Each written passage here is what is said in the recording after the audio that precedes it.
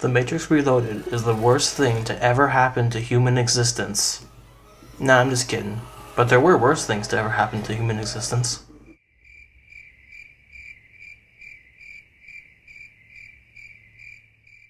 To be fair, the movie on the whole was pretty good. It had Santa Claus talking to Keanu Reeves, as well as some really well choreographed fight scenes.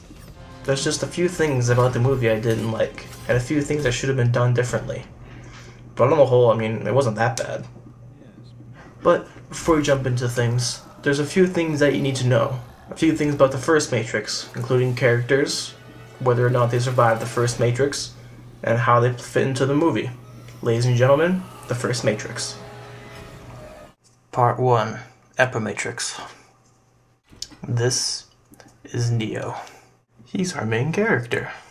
Why is he the main character, you ask? Well, as explained in the first movie, he's this metaphorical The One.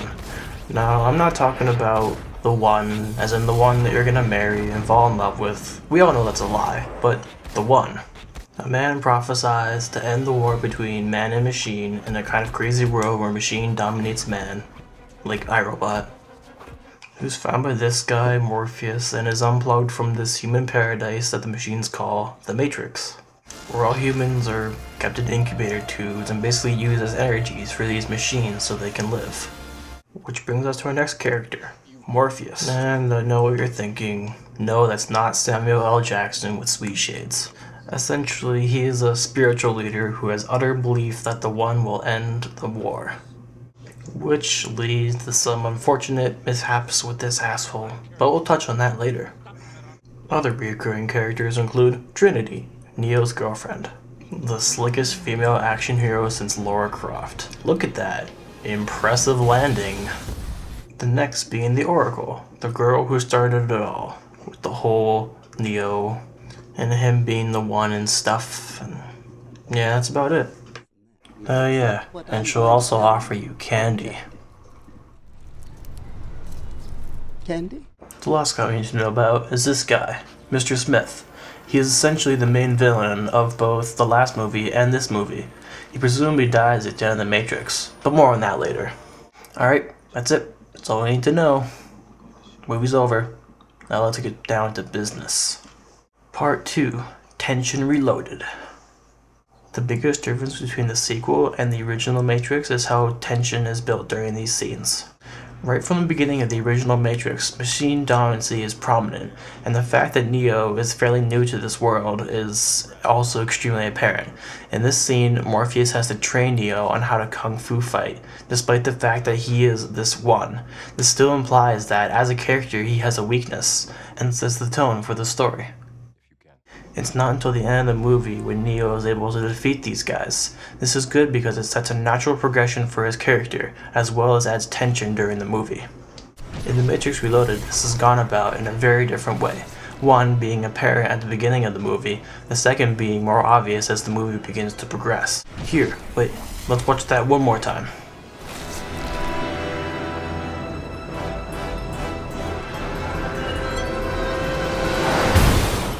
Yep, there you have it. That's the basis. That's all it is. Exciting, right? All the tension in the movie is based around that one scene, conveniently placed at the beginning of the movie. This is only plausible because of the love relationship that Neo and Trinity share. Now, I'm not saying this is a bad thing. I mean, it does create a kind of interesting story, and it works towards the ending of the movie. However, it does create some problems with some of the fight scenes within the movie. Based on the ending of the original Matrix, Neo is shown to be this extremely powerful individual. Now, that being said, something you should keep in mind from the original movie is... Run, Neo, run. The reaction from the first movie, when you see an agent, you run, like those guys just did. But in The Matrix Reloaded, Neo's at a point where he doesn't have to run. He's so powerful that these guys kind of just walk up and they're just like, oh, it's you. But they're not quite sure how powerful he is yet. So Neo just kind of takes him on. Look at him, he looks like he's bored. And then he says, Upgrades. and then continues to take out 3 agents like it's nothing, you know, completely contrasted from the first movie. So this has a precedent for how the fight scenes are going to go for the entire movie. You can tell from this very first scene that Neo will never have trouble with any of these agents throughout the whole movie. You know what that makes these scenes? Makes them kind of boring. 1, because they take forever to do, and 2, because there's no tension. There's no real danger of Neo or anyone else dying, because you know that he's going to make everything okay. So, let's take a jab into one of these scenes, shall we? The purpose of this scene is to use fighting to describe the importance of what I like to call the Smith duplication effect, which in terms of this movie means that the Smiths are all multiplying, which is seen by the 4, 5, 6, 7 that you see on screen right now. All this shows that the bad guy is getting badder and also in stronger force. Now this has been accomplished in the first maybe 10 seconds of the scene, but this scene continues on to be at least 5 minutes. After those 5 minutes are over, you're just sitting there and you're just like, just come on, why isn't this over yet? Because it's just so boring. It's just 5 minutes of Neo being in no trouble and a bunch of guys with sunglasses trying to attack him. And I mean, it gets worse when these fight scenes have little to no story-wise effect in the movie. And they're kind of just fight scenes without any kind of real tension or anything. And more guys with sunglasses. What's with all the guys with sunglasses? I kind of feel like there's a theme here. Let's have a look. Sunglasses. More sunglasses. A chick with sunglasses. A group of people with sunglasses. I mean, look at that. Out of like 7 people, 4 out of 7 are wearing sunglasses. An Asian dude with regular glasses. 2 people with sunglasses in this scene. A bald dude with sunglasses here. They're everywhere. I'm surprised this dude isn't wearing sunglasses. Anyways, so point is, the fight scenes in this movie are boring. This is only because Neo is shown to be this immortal character who cannot die. And when your main character can't die and they're fighting other people, there's not really any tension in the scene and it just becomes boring. It becomes a, when's Trinity gonna die? Not, oh, is Neo gonna die? Kind of thing. And it's unfortunate because it kind of ruined everything that made The Matrix cool. I don't know, let's move on. Part 2. Really? Really? Did you have to do this? You didn't have to do this. Why? Why are you doing this? Why did you do this to us? There was no reason why this scene had to be in this movie. You know, I've seen enough of these holes. I know they're in the Matrix. I'm not. This is more appropriate. This would more accurately define their love. We didn't need to see them getting busy. I didn't want to see them getting busy. And this has this exact same effect on the movie. It's a more heartwarming moment. It shows their love. So tell me, why did we have to see this? Part 3. Future. Kind of. The last thing I'm going to complain about is probably the stupidest thing you'll ever hear somebody complain about, so bear with me. But I think you'll want to hear this. So when you look at things like this really bright white room and this machine run by electricity, and you know, when Morpheus says something like, when in fact it's closer to 2199. One would assume this movie is set in the future, right? But then you have scenes kind of like this. I mean, look what these people are wearing. They're wearing nothing. What is this? The Stone Age?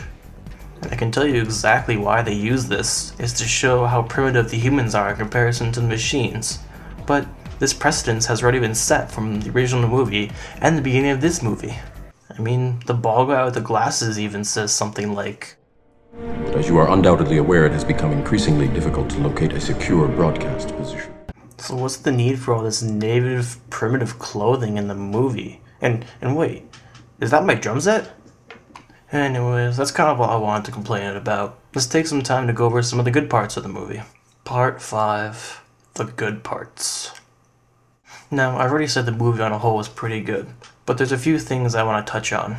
The first being its excellent use of irony.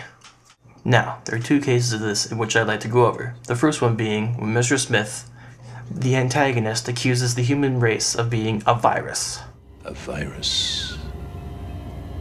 Human beings are a disease, a cancer of this planet. The irony being in the following scene. Watch. Look at all of them. There's like 10 billion.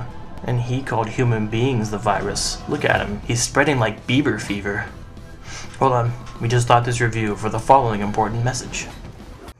Do you recognize this song?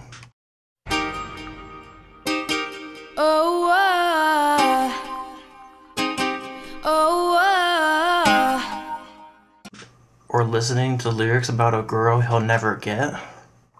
If you or a loved one have the following symptoms, you may have Bieber fever. Please, call your doctor. Bieber fever can spread quickly and end in horrible twisted music. Thank you, and please, help stop the fever. Anyways, where was I? Oh yeah, the whole irony thing. Next thing I wanted to point out was how the movie cleverly points out the irony of machine and humans' reliance on each other.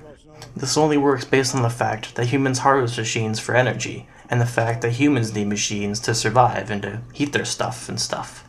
It was interesting to throw into the movie, and I thoroughly enjoyed it while I was watching. The last thing I wanted to touch on was the conversation with this guy. It didn't really make sense to me. So the guy tells him that Zion's about to be destroyed, and he tells him that required to select from the Matrix 23 individuals, 16 female, 7 male, to rebuild Zion. The problem with this is the simple fact that it's never really explained why Zion has to exist in the first place. I mean, the machines could keep all the humans in the Matrix, based on the fact that a human has a choice on an unconscious level, which is explained in this scene. However, why? Why Zion? The machines get nothing but annoyance out of keeping this place. So why they have them keep rebuilding it? These are the kind of questions that I start to ask myself watching this movie. Part 6. That's all, folks. Yep, that's it. I didn't really have anything else I want to say. I pretty much covered the whole movie, the things I didn't like about it, and kind of anything worth mentioning about it.